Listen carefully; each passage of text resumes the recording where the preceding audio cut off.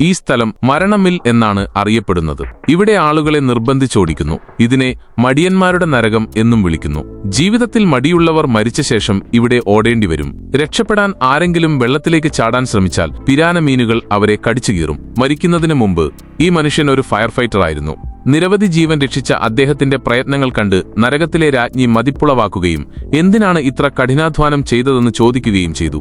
പണത്തിനു വേണ്ടി എന്ന് മാത്രമായിരുന്നു ആ മനുഷ്യന്റെ ലളിതമായ മറുപടി. ഇതുകേട്ട് രാജ്ഞി ചിരിച്ചുകൊണ്ട് പറഞ്ഞു, നരകത്തിൽ പണത്തിന് ഒരു വിലയുമില്ല.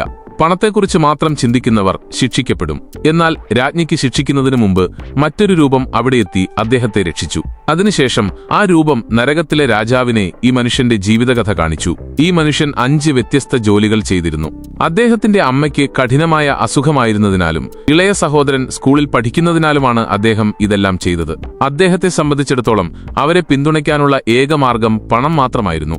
ഇതെല്ലാം കേട്ട രാജാവ് കാര്യം മനസ്സിലാക്കുകയും അദ്ദേഹത്തെ പോകാൻ അനുവദിക്കുകയും ചെയ്തു.